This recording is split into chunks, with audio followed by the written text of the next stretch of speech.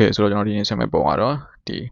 pipe ပေါ့နော်ဒီ pipe ပုံလေးကိုဆက်မယ်သူမှာ above flank များပါတယ် off flank base flank များပါတယ်ဆိုတော့သူမှာနောက်တော့ flank များလေးမှာစာကဲဖောက်ထားလေးပါတယ်ဆိုတော့ဒီပုံဆွဲကြမှာဒီပုံဆွဲဖို့ဆိုလို့ရှိရင်ကျွန်တော် pipe ကိုရင်ဆွဲမယ် pipe ရဲ့ dimension ကိုရင်ကြည့်မယ် pipe dimension ကသူက150ရှိရယ်ပြီးလို့ရှိရင်သူရဲ့ fillet white ချိုးထားတာ260ရှိရယ် okay ကျွန်တော်တို့အဲ့ဒီဟာကိုအရင်ဆွဲမယ်ပြီးတော့မှဒီ banner rectangle လေးဆွဲမယ် okay ဆိုတော့အရင်ဆုံးဒီ pipe ကိုရင်ဆွဲမယ်ဆွဲမယ်ဆိုတော့ solid work ကိုဖွင့်မယ် sketch ကိုခေါ်မယ်ကျွန်တော် front plane ကနေဆွဲမယ် line ကိုခေါ်မယ်ပြီးလို့ရှိရင်ပြတ်လိုက်မယ် okay line ကိုခေါ်ပေါ်ရင်တွားလိုက်ပြီဆိုလို့ရှိရင်ကျွန်တော်တို့ line ကဒီလိုမျိုးပဲဟိုဟာတက်ဒါမှမဟုတ်လို့ရှိရင်အတန်းလိုက်ကြီးပဲတော့မှာကျွန်တော်အတန်းလိုက်မသွားကြည့်ဘူးဆိုလို့ရှိရင် line ကိုနောက်ကိုပြန်ဆွဲလိုက်သူရဲ့မူလ200ကိုပြန်ဆွဲလိုက်ဝါသွားပြီဆိုလို့ရှိရင်ပြန်ထောက်လိုက်ပြန်ထောက်ပြီဆိုလို့ရှိရင်ကျွန်တော်တို့အဝိုင်းလေးရပါပြီအဝိုင်းလေးရပြီဆိုလို့ရှိရင်ကျွန်တော် perpendicular ဖြစ်အောင်လို့ထားလိုက်မယ်လို့ရှိရင် line ကိုဆက်ဆွဲမယ် okay ခုနကပြောခဲ့တယ် dimension ကဒီက150ဒီက260ကဲပြီးတော့ဒီကောင်က150 okay ဒီကောင်လေးရပါပြီနောက်ဆိုကျွန်တော်ဗာဆက်လောက်မှာလဲဆိုလို့ရှိရင်ကျွန်တော်တို့က pipe ဖြစ်တဲ့အတွက် hollow အပေါက်ပါတယ်ဆိုတော့အပေါက်ကိုကျွန်တော်ဖောက်ကြရင်အပေါက်ပါတယ်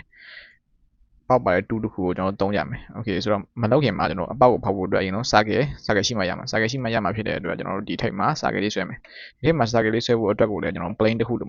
မှာဆိုတဲ့အတွက် geometry reference geometry တွေက plane ကိုယူမယ်ပြီးလို့ရှိရင်ကျွန်တော်တို့လိုချင်တဲ့ထိပ်လေးကိုထောက်မယ်ပြီးလို့ရှိရင် second reference ကိုနောက်ကိုထောက်လိုက်မယ်ဆိုလို့ရှိရင်ဒီ plane လေးရလာပြီတော့ okay ပြီးလို့ရှိရင်အမှတ်ချစ်လိုက်ပြီးလို့ရှိရင် plane ပေါ်ကိုကျွန်တော်တို့ sketch edit sketch လုပ်မယ်ပြီးလို့ရှိရင် circle ကိုယူလိုက်မယ် circle နဲ့ subline တစ်ခုဆွဲလိုက်မယ်လို့ရှိရင်သူ့ရဲ့ subline ဘယ်လောက်လဲဆိုလို့ရှိရင်ဒီမှာပြောထားတယ် outer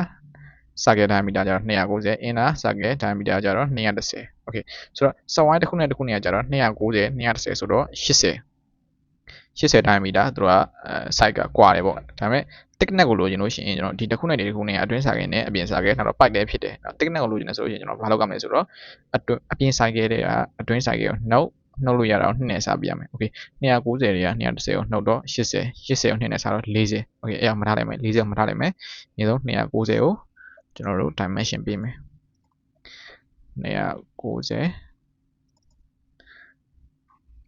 290 diameter ပေးမယ်ပြီးလို့ရှိရင်ကျွန်တော်တို့ဒီကောင်ကိုပါသွားမယ်ဆိုလို့ရှိရင် swap box အဲ့ဒါတွေကိုသုံးမယ်เนาะဒီကောင်ကိုနှိပ်မယ်ပြီးလို့ရှိရင်သူရဲ့ guideline ကိုနှိပ်လိုက်မယ် okay ဆိုတော့ဒါရပါပြီဒီရသွားတဲ့အချိန်မှာကျွန်တော်တို့ကဒါ ability ကြီးပဲရှိတယ်ကျွန်တော်တို့အခုက pipe ကိုလုပ်ချင်တာဖြစ်တဲ့အတွက်ကျွန်တော်တို့ hollow ဆိုတဲ့အပေါက်လိုတယ်အပေါက်လိုတဲ့အတွက် thin feature ကိုနှိပ်လိုက်ပြီဆိုလို့ရှိရင်ကျွန်တော်တို့ pipe ကိုအပေါက်ရပါပြီဆိုတော့ဒါပေမဲ့သူ့ရဲ့ dimension ကိုသွားကြည့်လိုက်ဆိုတော့ inner circle က diameter 290ဖြစ်နေဆိုတော့ inner ကိုလိုချင်တာမဟုတ်ဘူးเนาะကျွန်တော်တို့ inner ကကျတော့210ပဲရှိရမှာ outer ကကျတော့290ရှိရမှာအခုက outer အခုက inner က290ဖြစ်နေတယ်ဆိုတဲ့အတွက် direction နှိပ်လိုက်မယ် okay ဒါဆိုလို့ရှိရင် outer circle diameter 290ဖြစ်သွားပြီဆိုတဲ့အတွက်ဒီမှာကျတော့ခုနကကျွန်တော်တို့ဒီ290တွေက210ကိုနှုတ်တဲ့2နဲ့စားတာ40ရတယ်ဆိုတဲ့အတွက်40 okay အမှန်ချစ်လိုက်ပြီဆိုလို့ရှိရင်ကျွန်တော်ဒါလေးရပါပြီเนาะ pipe ပုံစံလေးရပါပြီကျွန်တော် plane ကိုဖျောက်လိုက်မယ်မြင်ရုံနဲ့ရှုပ်နေဖြစ်တဲ့အတွက် okay ဆိုတော့ဒါရပါပြီဆိုလို့ကျွန်တော်ဗာဆက်လုပ်မလဲဆိုလို့ရှိရင်ကျွန်တော်ဒီ flank ပြားလေးပေါ့ဒီ flank ပြားလေးကိုဆွဲမယ် okay ဒီ flank ပြားက rectangle သုံးထားတယ်ပြီးလို့ရှိရင် dimension ကြည့်မယ်ဆိုလို့ရှိရင်360ရှိရယ်ပြီးလို့ရှိရင်360ရှိရယ်သူမှာ circle လေးအတွင်းမှာ circle 4ခုပါတယ်အဲ့ဒီ circle 4ခုထဲမှာနောက်ထပ် circle အသေးတစ်ခုထပ်ပါမယ် okay ကျွန်တော်အရင်ဆုံးဒီ rectangle ကိုရင်ဆွဲလိုက်မယ်ဒီမျက်နှာပြင်ကိုယူမယ် edit sketch လုပ်မယ်ပြီးလို့ရှိရင် rectangle လေးက center rectangle ကိုယူမယ် okay ပြီးလို့ရှိရင်ဒီကောင်က360လားကျွန်တော်ချက်ပြန်သွားကြည့်မယ်မှန်တယ်360 okay မှန်ချက်ချက်လိုက်ပြီးလို့ရှိရင်ဒီကောင်ကိုလည်း360ဆိုပြီးပေးလိုက်မယ် okay ဒါရပါပြီဆိုလို့ရှိရင်ကျွန်တော်တို့မလုပ်မလဲဆိုလို့ရှိရင် circle ကိုထပ်ခေါ်မယ်ရှင်ဒီကနေပြီးတော့ဒါလေးကိုယူလိုက်မယ် okay ဆိုတော့ဒီလောက်ထိရပါပြီကျွန်တော်မလိုရတာတွေဖြတ်မယ်ဒါလေးမလိုဘူးokay ပြီးလို့ရှိရင်ဒီကအချွန်တွေတောင်းကအချွန်တွေဖြစ်နေတယ်အချွန်ကသူကဒီအတိုင်းအချွန်လားဆိုတော့မဟုတ်ဘူးသူမှာ fillet ချိုးတာလေးရှိရယ်เนาะ radius 20နဲ့radius 20နဲ့เนาะ4ခုเนาะထောင်လေးတောင်ကိုချိုးထားတယ် okay ဆိုတော့ radius 20နဲ့ဒီတောင်လေးတွေချိုးမယ် okay ဒီတောင်ချိုးမယ်ပြီးလို့ရှိရင်ဒီတောင်ချိုးမယ် ဒီကောင်က20 okay ဆိုတော့ဒီထိရပါပြီဒါဆိုလို့ရှိရင်ကျွန်တော်တို့ extruder box ကိုသုံးမယ် okay extruder box ကိုသုံးမယ်ပြီးလို့ရှိရင်ကျွန်တော်တို့ကဒီ direction ကိုလိုချင်တာမဟုတ်ဘူး okay ဒီ direction နော်ဒီရပါပြီရပါဆိုရင်ကျွန်တော်ဘယ်လောက်ပြတ်မှာလဲ extruder ကဘယ်လောက်ပြတ်မှာလဲဆိုလို့ရှိရင်ဒီကိုကြည့်လိုက်50ပြတ်မှာ50ပြတ်မှာဆိုတဲ့အတွက်ကျွန်တော်တို့က50ပြည့်လိုက်မယ် okay ဆိုတော့ဒီမှာလဲ circle လေးနဲ့50ပြည့်တဲ့ကောင်ရပါပြီ okay ဒီမျက်နှာပြင်မှာပဲကျွန်တော်တို့က circle လေးကိုထပ်ဖောက်ကြအောင်မယ် circle ကိုယူမယ် okay အမှတ်တစ်ခုနေရာပေးလိုက်မယ်ပြီးလို့ရှိရင်ပေးလိုက်မယ် okay ဆိုတော့ circle ကိုသွားကြည့်မယ်ဆိုလို့ရှိရင်ဒီဘောဆိုလို့ရှိရင်ကျွန်တော်ပုံမြင်ရတယ်နော် circle တစ်ခုနဲ့တစ်ခုအကွာဝေးရကြတော့260ရှိတယ် okay အဲ့ဒါလေးကိုပဲရင်သွားလိုက်မယ် circle တစ်ခုနဲ့တစ်ခုနဲ့က260ရှိတယ် okay 260ရှိရပြီးလို့ရှိရင် circle လေးတွေကဘယ်လောက်လဲကိုသွားကြည့်မယ် circle လေးတွေကဒီမှာကျွန်တော်အရင်ဆုံးအပြင်နော်အပြင်ဒီ circle လေးကိုအရင်ဆွဲမှာဆိုတဲ့အတွက်သူကဘာလဲဆိုလို့ရှိရင် diameter 60ပေးထားတယ်ဆိုတဲ့အတွက်ကျွန်တော်တို့ကဒီကောင်က diameter 60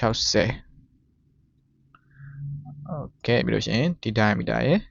ဒီ diameter ရဲ့တူတယ်လို့ပေးလိုက်မယ် okay ဆိုတော့ဒီ circle နှစ်ခုက260ဖြစ်သွားပြီပြီးလို့ရှိရင်ဒီဘက်နဲ့ဒီအလယ်နဲ့အကွာအဝေးပြီးလို့ရှိရင်ဒီဘက်ဘေးပေါင်းနဲ့ဒီအလယ်နဲ့အကွာအဝေးကိုကျွန်တော်သွားကြည့်မယ် okay ဆိုတော့ဒီမှာတွေ့ရပြီဆိုတော့ဒီမှာဆိုလို့ရှိရင်ဒီ center နဲ့ဒီဘက်အကွာအဝေးက50ပြီးလို့ရှိရင်ဒီဘက်အကောင်နဲ့ဒီ center နဲ့က50ဆိုတော့50 50ဆိုတဲ့အတွက်ဒီကောင်နှိမ့်မယ်ဒီကောင်နှိမ့်မယ်50 okay အောက်လေးနဲ့ဆွဲချလိုက်မယ်နည်းပို့ပြီးတော့ရှင်းအောင်လို့ပြီးလို့ရှိရင်ဒီကောင်နဲ့ဒီကောင်နဲ့ဒီကောင်နဲ့က50 okay 50 50ရပါပြီရပါပြီဆိုလို့ရှိရင်ကျွန်တော်တို့ဒီဘက်ဒီဘက်တစ်ဖက်တော့ပြီးသွားပြီ okay နောက်တစ်ဖက်ကိုလုံးမယ်ဒါပေမဲ့ကျွန်တော် circle ဆွဲမယ်စားကျွန်တော်ဘာသုံးလဲဆိုလို့ရှိရင် mirror ကိုသုံးမယ် mirror tool လေးကိုသုံးလိုက်မယ် mirror tool ကိုသုံးမယ်ဆိုတဲ့အတွက် mirror tool ကဒီမှာ mirror entity mirror လုံးမဲ့ကောင်နှစ်ကောင်ကိုရွှေ့လိုက်မယ်ပြီးလို့ရှိရင်အလဲရဒီကောင်ကိုမူတည်ပြီးတော့ကျွန်တော်တို့က mirror ခောက်လိုက်မှာ mirror ခောက်လိုက်မှာဆိုတော့ဒါရပါပြီ okay เนาะ circle တစ်ခုနဲ့တစ်ခုပွားဝေးရကျွန်တော်260 okay ပြန်ပြီးတော့ကျွန်တော် evaluate လုပ်ကြည့်လိုက်မယ်ဒီကောင်နဲ့ဒီကောင်နဲ့ okay ဒီမှာဆိုလို့ရှိရင်260เนาะပြီးလို့ရှိရင်ဒီကောင်နဲ့ဒီကောင်နဲ့ပြန်ခွာမှာ mesh လုပ်မယ်ဒီကောင်နဲ့ဒီကောင်နဲ့ okay 260ဆိုတော့ပပလဲ260ဖြစ်သွားပြီဆိုတဲ့အတွက် extruder cut ကိုသုံးမယ် okay ဖြတ်မယ်ဖြတ်ဖို့ကဘယ်လောက်ဖြတ်ကမှလဲဆိုလို့ရှိရင်သွားကြည့်မယ်ဒီမှာဆိုရင်မြင်နိုင်တယ်အပေါ်က circle အကြီးကိုကျွန်တော်ရေးလုံးတယ် circle အကြီးကဘယ်လောက်လဲဆိုလို့ရှိရင်10လေးပဲသွားမှာ okay 10လေးပဲဆိုတဲ့အတွက်ကျွန်တော်တို့က10 okay 10လေးပဲဖြတ်လိုက်မယ်လို့ရှိရင်ဒီပေါ်မှာမှကျွန်တော်တို့ circle အသေးလေးတွေထပ်ဖောက်မှာ circle အသေးလေးကကြတော့ဒီမှာเนาะ diameter 30နဲ့ circle လေးထုတ်ချင်းပေါက်ကိုဖောက်မှာ okay ဆိုတဲ့အတွက် circle ကိုယူမယ်ပြီးရင် center မှာဆွဲလိုက်မယ်ဒီကောင်ရဲ့ center ရှာမယ် circle ပေးလိုက်မယ် circle ပေးလိုက်မယ်အရှင်ဒီကောင်ရဲ့ center ကိုရှာမယ် circle ပေးလိုက်မယ် okay ဒီကောင်က30ဖြစ်တဲ့အတွက်ကျွန်တော်တို့30ဆိုပြီးပေးလိုက်မယ်ဒီ circle လေးကအတူတူပဲဆိုတော့ကျွန်တော်တို့ original ကောင်ကိုယူမယ်ပြီးလို့ရှိရင်ဒီကောင်ရဲ့ဒီကောင်ရဲ့ဒီကောင်ရဲ့အတူတူပဲ okay အတူတူပဲဆိုတော့ရပါပြီဆိုတော့ကျွန်တော်တို့ extruder cut ကိုသုံးမယ် okay ဒီကောင်ထုတ်ချင်းပေါက်ပဲဆိုတော့ကျွန်တော်က up to surface ကိုရွေးမယ် surface ကဒီဘက် surface ကိုဖောက်မှာဖြစ်တဲ့အတွက်ဒီဘက်နှိပ်လိုက်မယ်ဆိုတော့ဆိုလို့ရှိရင်ကျွန်တော်တို့ထုတ်ချင်းပေါက်သွားပြီ okay ဒီဘက်ကောင်လေးရပါပြီဒါပေမဲ့ဒီနားမှာကျတော့ကျွန်တော်တို့เนาะဒီတိုင်းပဲရှိနေတယ်ကျွန်တော် fillet ချိုးရမှာဒီမှာကြည့်မယ်ဆိုလို့ရှိရင်ဒီမှာ fillet ချိုးထားတယ် okay fillet ချိုးတာဘယ်လောက်လဲဆိုတာတော့ကြည့်ရမယ်ဆိုလို့ရှိရင်ဒီမှာပေးထားတယ်သူက radius 10 mm နဲ့ကျွန်တော် fillet ချိုးရမှာဆိုတော့ကျွန်တော်တို့ fillet ကိုယူမယ်လို့ရှိရင်ဒီကောင်လေးကိုနှိပ်မယ်10 okay 10ဆိုတော့ fillet ချိုးလိုက်ပြီ10ပြတ်သွားပြီ okay ထားကြပါပြီဒီဘက်ကိုထည့်ကြည့်လိုက်မယ်ဆိုလို့ရှိရင်ကျွန်တော်ဒီကောင်ကဒီတိုင်းမရှိမနေဘူးဘာသုံးထားလဲဆိုလို့ရှိရင်သူကဆောင်းเนาะဆောင်းလေးနဲ့ကျွန်တော်အထက်ကိုနည်းနည်း extruder cut သုံးထားတယ်ဆိုတော့အဲ့ဒါဘာလဲဆိုလို့ရှိရင်သူက chamfer လို့ခေါ်တယ်သူကဆောင်းလေးသွားတဲ့ကောင်ပေါ့เนาะတဆောင်းလေးသွားတဲ့ကောင် chamfer လေးကိုထိလိုက်မယ်ပြီးလို့ရှိရင်ဒီကောင်က10 okay chamfer နဲ့ကျွန်တော်သွားကြည့်မယ်ဆိုလို့ရှိရင်ဒီမှာဒီကောင်ရှိရယ်ဒီကောင်လည်း10ပဲဒီမှာ10ပေးထားတယ်ဆိုတော့10နဲ့ 45 degree နဲ့ကျွန်တော် chamfer လုပ်လိုက်မယ်ဆိုလို့ရှိရင်ဒီဘက်လေးရပါပြီ okay ဆိုတော့ဒီဘက်လေးရပါပြီဆိုလို့ရှိရင်ဒီဘက်လည်းအတူတူပဲဒီဘက် surface ကိုနှိပ်မယ်ပြီးလို့ရှိရင် edit sketch လုပ်မယ်ပြီးလို့ရှိရင် center rectangle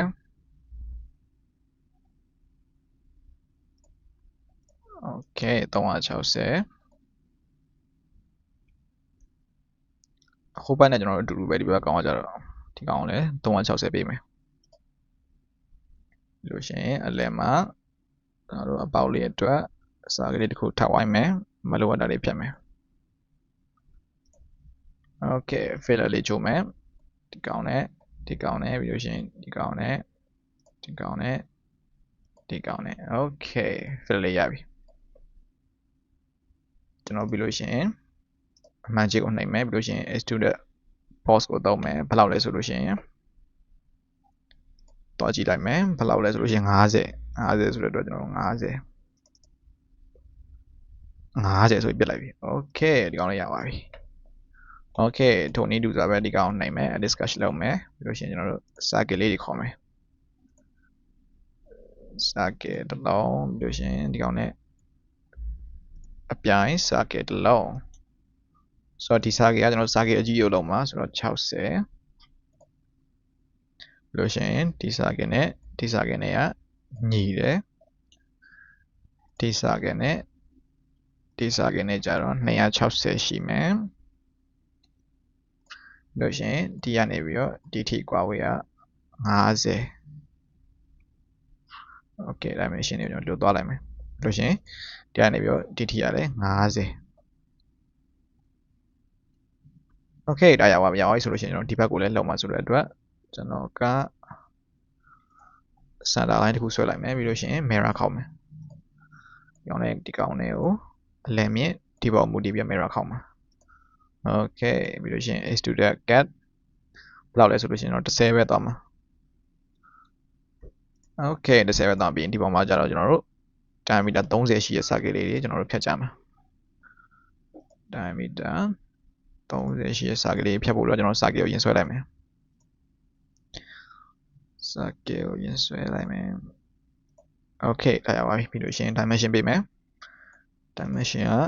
30ဆိုတဲ့အတွက်ဒီကောင်လေး30ဒီကောင်လေး30ဖြစ်ဖို့အတွက်မှတ်ပြီးတော့ equal ချလိုက်မယ်ပြီးလို့ရှိရင်ဒီကောင်က extrude cut သုံးမယ် extrude cut ကိုမှအဆုံးထိဖြတ်မှာကျွန်တော်တို့ up to surface ပြီးလို့ရှိရင်ဒီဘက်ထိ okay ဆိုပေါက်သွားပြီ okay ဒါရပါပြီပြီးလို့ရှိရင်ကျွန်တော်တို့ဒီမှာ filler တဲ့ဝင်မယ် chamfer ယူမယ်ဒီကောင်လေးက30 okay 30ရပြီပြီးလို့ရှိရင် filler ဒီကောင်လေး30ပဲ okay ဆိုတော့ကျွန်တော်တို့ဒီကောင်လေးကိုရပါပြီ isometric view နဲ့သွားကြည့်မယ် okay နော်လောက်ဆိုရင်ကျွန်တော်မြင်ရပြီ okay ပြီးလို့ရှိရင် material ကိုကျွန်တော်တို့ရွေးလိုက်မယ် material ကကျွန်တော်ဒီမှာ plastic ပြီးဆိုပြီး custom plastic ကိုပဲကျွန်တော်ရွေးထားတယ်ပြီးလို့ရှိရင်အရောင်လေးကိုကတော့နည်းနည်းပါထည့်လိုက်မယ်ရောင်ကကျွန်တော်ဒီမှာဆိုလို့ရှိရင်အဆင်းရောင်လေးမလို့ရှိရင်အဆင်းရောင်လေးပဲကောင်းမယ်အဆင်းရောင်လေးပဲသွားလိုက်မယ် okay ဆိုတော့ကျွန်တော်တို့ဒါလေးကိုရပါပြီပေါ့